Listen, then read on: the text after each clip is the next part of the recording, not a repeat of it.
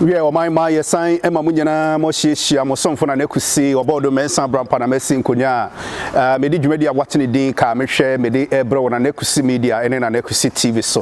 or for Sabri, Chibe, Wafidian, and Naminu, Nuna, Nkabom, Yemfed Media watching the Dean Carmichael, Yemfa Embro, Ewan, and KUSI Media, and then an KUSI TV. So, na said ye, and Dano, a young woman, Eddie Guswa, Yakin Kind, Yedaso, Asante, Nkabom, the Edikan, and no emu. To say, ye call a year.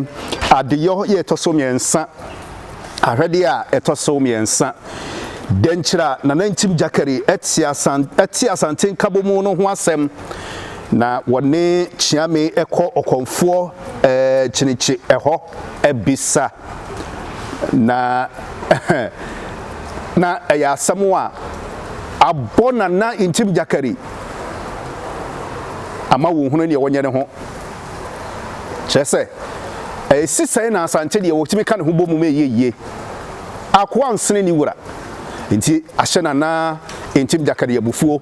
ma sese de ne konfo ho en wo kọ abisa akwa akobisa mu se asisi Asante aka ho abomu ya wobenya Asante man no ede nsunsanso bi bebre de nkyira na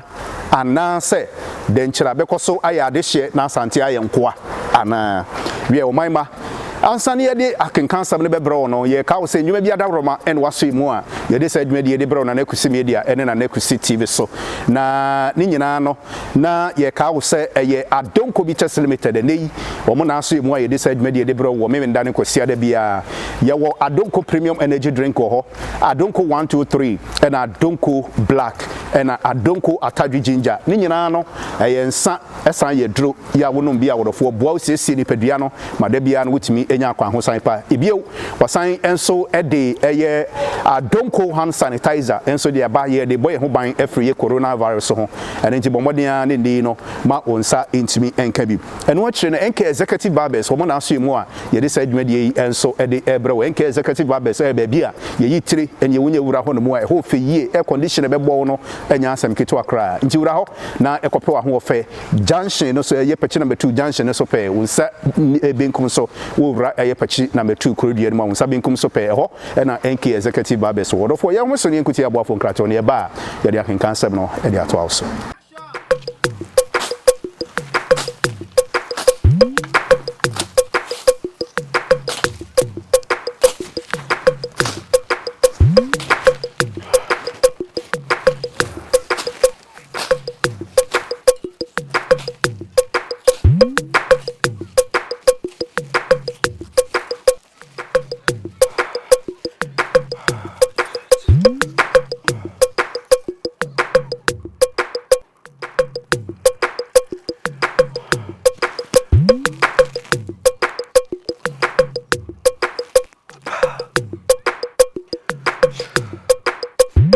Penny say titi wo bi ka titi wo bi kire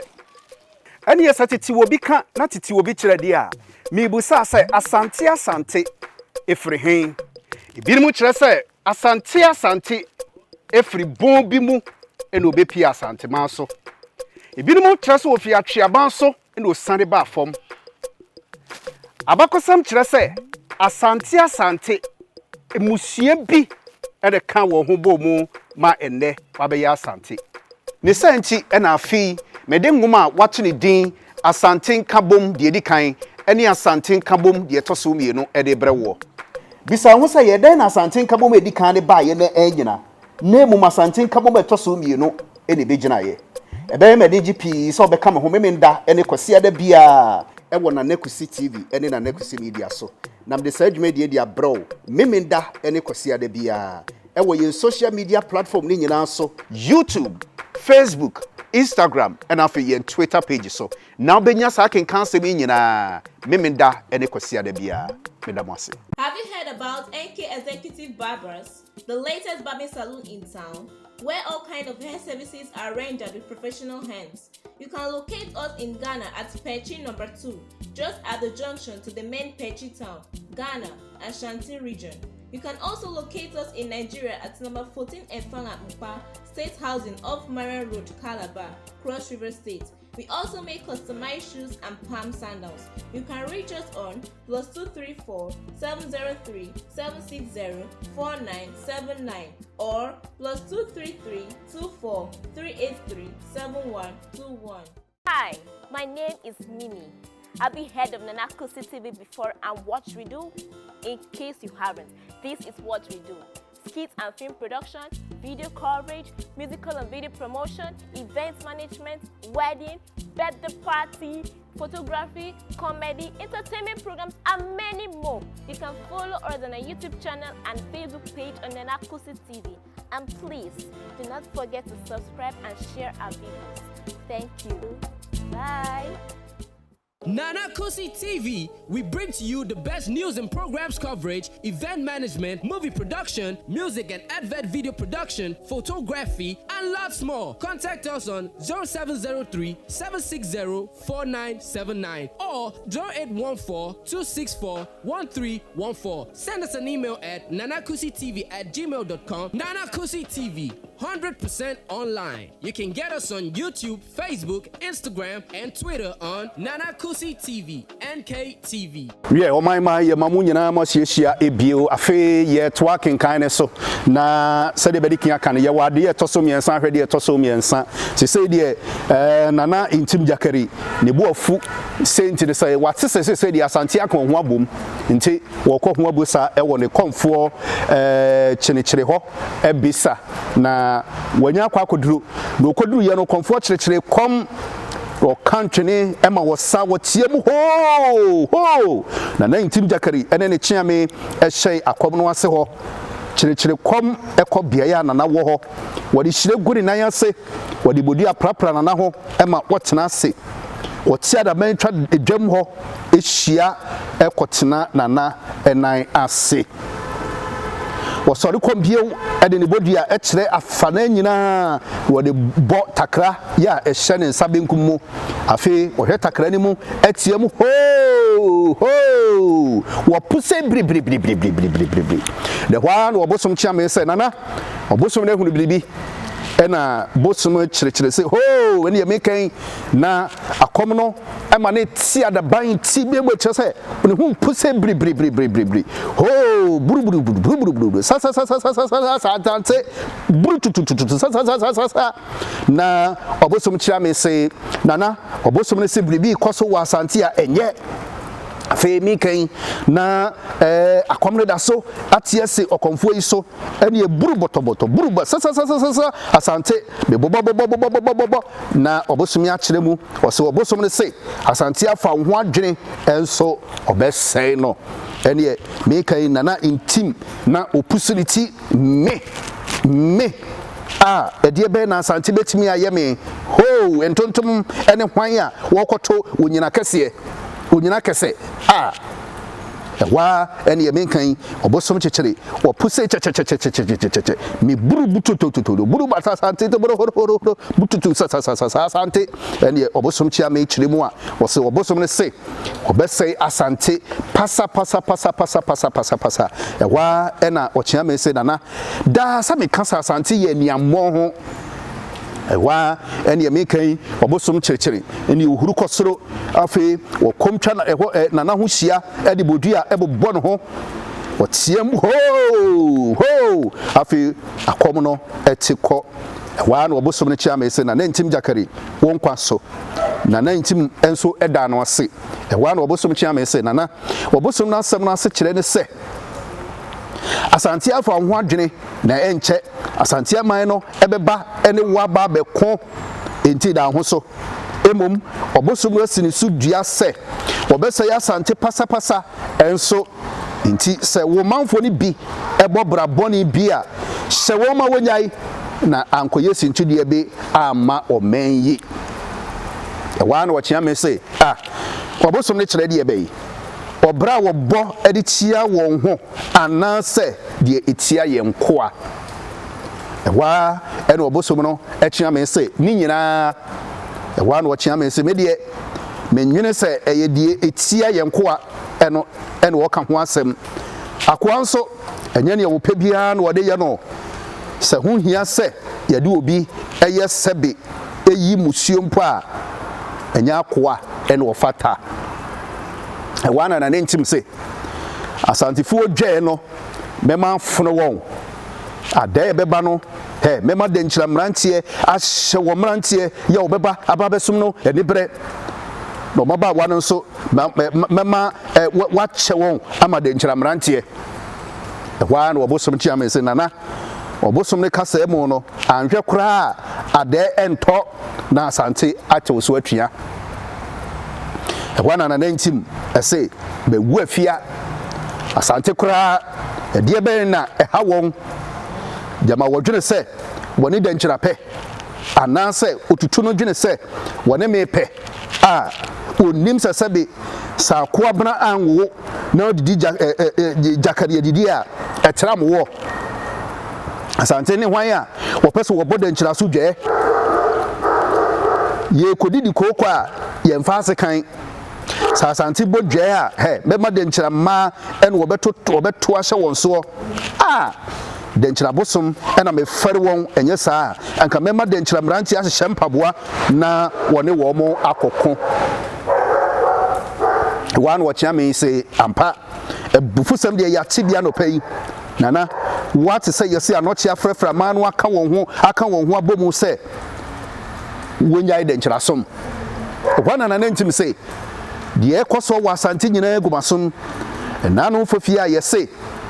enanu fofie yesi oyi nkonwa ema konwa bi ebesi otutu na so obi firi hono ebebo mamane wan wo chiame se ho Asante ho osiri ye akonwa eyetuo en wodo wura ahyemu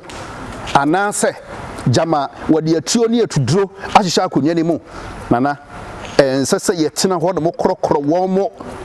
dia yenyawo ebewo no otuase no wontwaso ma wo konfo entwene won na wona senhye ewa Asante ho na wonkuro enane amanfo ekwana nana intimse obosomfo so konfo eho ban no a me de sa adwuma no ebehye ne nsa ekwana wo chiame se nana ma yenko soma enko Asante ye de ohu ache won dodo baha isieja entwuma yenum nyina bi enye na ewo ha huna ye pese wo hunu se wo hye ya Asante ene ye ma wode yenum eba besom sanya wonda suma ma wonkoji sika ko ya wa emma enka ho na se ye de sika no esi abontin eyi chiche denchire hiafo mpo ema wonya won ho na se Asante ebo ye nsudwa ene ye behunu wana na nentim se afi ena mechire bitumi a kire won mema wakoji sika ko ya wamma ababisi ha ebiew eye mesere se yese anoche ayi nkunya ama wonya sikadwa ya wotutu betena so uhura ne akoa wan ena sikadwa fata no mema wakoji se sikadwa no ababisi ha na mintim matena so e de a kire se tumi ewo baabi wa ena chiame ese nana ma wo hunu se tumi hu hia wona nanom ede nkoden ena gi tumi ma de nkyira tumi wo hoyi enya de wa ni atoto no ase nti ena mpanimfo se ye ton tumi a ton wabere wa efa kwaje na wonsa enya ka tumi kro no a wo de ebekọ akwaje wabere wa enno wana na nentim se be se mema wakwaje won sikadwa no aba be si petomu ha na matena so ma obia hunu se Asante esum de nkyira ne mekan ofre obosomfo na wode etu nanimu wa eno se obosomfo eje no so no se nana na eja na nentim se ma okonfo enimi dwuman no emma mentem obosomfo se mate no se nana ene yebekọ wie omaima sede daye ekoso ya ne pitiri de asie no sesei na nentim jakaribu afu ontere ho ase sa Asante aka won ho abomu afi de na ye no an wo segire jamanse a etumpanyanda se enne Asante ebeye wo ho dwe adenkyira na nentim jakari so onte ase da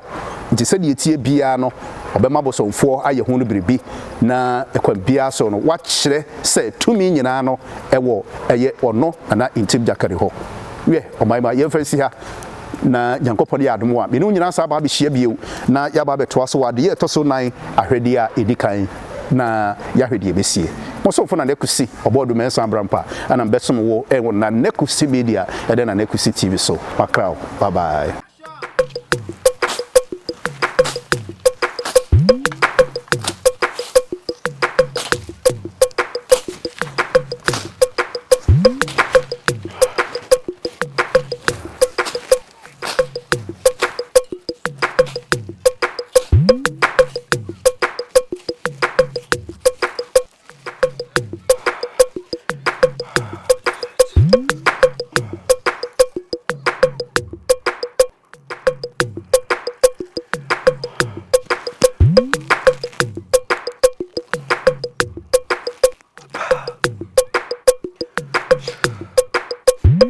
Penny say titi wo bi ka titi wo bi kire ene yesa titi wo bi ka na titi wo bi kire dia mi bu sa say asante efri hen ebi mu kire say asante efri bon bi mu ene obepi asante ma so ebi mu kire say ofi atweaban so ene osande ba fom abakosam kire say asante emusie bi ene ka wo ho bo mu ma enne wabe ya Asante ne santi ena afi mede ngoma wato ne din Asante Nkabom de edikan ene Asante Nkabom de toso mienu ede brewo bisa ho se ye den na Asante Nkabom edikan de ba ye na enyina na mu Asante Nkabom etoso mienu ene begina ye ebe mede GP so be ka me ho memenda ene kwase ada bia ewo na KUSI TV ene na KUSI media so nam de sadwuma de dia bro memenda ene kwase ada bia ewo yin social media platform ni nyina so YouTube, Facebook, Instagram and afi yin Twitter page so now benya sa ken cancel mi nyina memenda ene kwasi ada bia medamase. Have you heard about NK Executive Barbers, the latest barbing salon in town, where all kinds of hair services are rendered with professional hands? You can locate us in Ghana at Pechi number 2, just at the junction to the main Pechi town, Ghana, Asante region. You can also locate us in Nigeria at number 14 Efang at Mpa, State Housing off Marian Road, Calabar, Cross River State. We also make customized shoes and palm sandals. You can reach us on +234 703 760 4979 or +233 24 383 7121. Hi, my name is Mimi. I've been head of KUSI TV before and what we do, in case you haven't, this is what we do. Skits and film production, video coverage, musical and video promotion, event management, wedding, birthday party, photography, comedy, entertainment programs, and many more. You can follow us on our YouTube channel and Facebook page on KUSI TV. And please, do not forget to subscribe and share our videos. Thank you. Bye. KUSI TV, we bring to you the best news and programs coverage, event management, movie production, music and advert video production, photography, and lots more. Contact us on 0703 760 4979 or 0814 264 1314. Send us an email at nanakusitv@gmail.com. KUSI TV, 100% online. You can get us on YouTube, Facebook, Instagram, and Twitter on KUSI TV, NKTV.